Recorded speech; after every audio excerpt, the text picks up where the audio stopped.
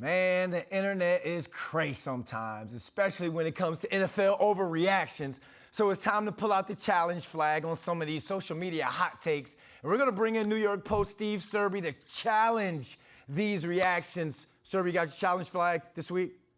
I've got my challenge COVID mask. Even better. Let's keep it. We can stay nice and healthy while we challenge some of these outrageous outtakes. Let's start off with the Eagles. Jalen Hurts could win league MVP. I'm not going to throw the challenge flag, except, well, I'm going to throw it a little bit. I'll throw it a little bit. Lamar Jackson, to me, is the front runner for MVP. Lamar's obviously a man on a mission without a contract, so he's proving to the Ravens that he's worth even more than they have dreamed of offering him. Josh Allen, of course, was my preseason pick for MVP, but Hurts now has Devontae Smith to go with A.J. Brown, and he is quite honestly throwing the ball a lot better than myself and most of the Eagles media could ever have envisioned. But Tua, I'm not buying Tua MVP talk, even though he's got those two jitterbug receivers, Tyreek Hill and Jalen Waddle. I think it'll come down to Lamar Jackson and Josh Allen.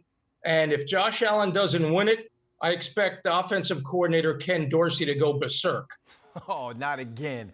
That infamous video, if you guys didn't watch it, Ken Dorsey going crazy in the coach's box. Out of control. All right, so Jalen Hurts matches up against the Jacksonville Jaguars this week. Are the Jags the real deal? You know what? I think they are the real deal. They had the number one overall pick in the draft, Trayvon Walker. He's now teaming up with Josh Allen. They've got the number one rushing defense. They're first in turnover differential. And, of course, Trevor Lawrence. Trevor Lawrence looks like he's on his way to becoming that generational talent we all thought he was. He's got an elite receiver now in Christian Kirk. And more importantly, he's got Doug Peterson at the helm. And Doug Peterson knows how to win Super Bowls. He made a Super Bowl champ out of Nick Foles. Imagine what he can do with Trevor Lawrence. Yeah, and they went out to L.A. and they beat up on the Chargers, which takes us to our next one. Are the Chargers the most overhyped team in the NFL? No, I still think the Chargers are going. I'm throwing the flag on that one. Yeah, you throw the flag. You throw the mask. Throw the mask. Throw the mask. Yeah. No, how about the Raiders 0-3, bringing in Devontae Adams, $141.5 million contract to pair with his old Fresno State buddy, Derek Carr. But look, the Chargers, Herbert had a rib injury last week. He probably shouldn't have played. Keenan Allen was hurt. They've still got Khalil Mack and Joey Bosa to rush the passer. The Raiders are 0-3. And the Broncos, let's not forget about them. They're 2-1, but Russell Wilson does not look like a guy who is giving them a bang for their $165 million guaranteed bucks. So even though they're 2-1, I think the Broncos and Raiders are more overhyped at this point than the Chargers, who I expect to bounce back with a vengeance when Herbert gets healthy. All right, last one goes to a well-known TV personality tweeted out that Daniel Jones is holding... Dexter Henry? No. What? Even bigger than Dexter Henry. I don't know if you could go bigger than Dexter Henry. Shout out to our Dexter Henry, our host here at the New York Post at SNY. This well-known personality that's not named Dexter Henry tweeted out that Daniel Jones is holding back Brian Daboll. Your thoughts? That is let me also throw this football. I mean, that is absurd. Daniel Jones was the least of Brian Daboll's problems last night against the Cowboys. The poor guy was under siege all night.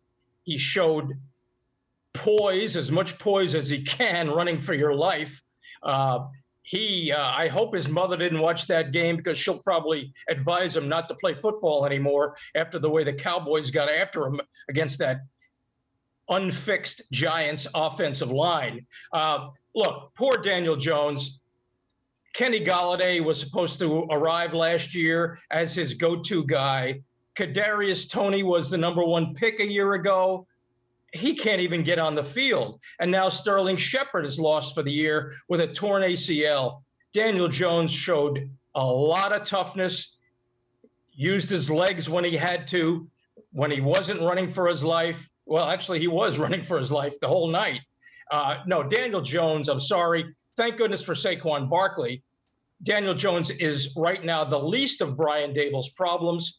And Daboll loves the way he's progressing. Now, they have to score points. They have to score more points. 16 points is not going to win in this league. But remember when John Mara said we're doing everything we can to screw this kid up?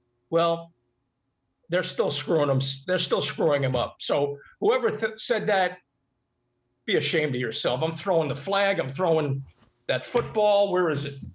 Hold on one second. Oh my! I threw my flag on that one. It's a Leonard Marshall autograph, by the way. I got that from my stepdaughter's stepmother.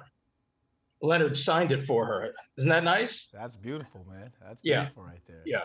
And congratulations to Leonard on the Ring of Honor, of course. Oh, absolutely. All right, Serby, we got to run up out of here. Wait a minute. Oh, Brandon, you were at the game last night, right? Yeah. I had a good time. Did you see the energy? Well, did you happen to see any of Daniel Jones' body parts flying in your direction? Yeah, well, I was up in the 200s. I thought I saw an elbow go up there, one time. But I'm with you, man. He did with everything in his power that he could do. Once he gets himself some more weapons around him, I think we're going to see the true Daniel Jones. I'm throwing the mask and the ball. Thanks for joining us, Serby.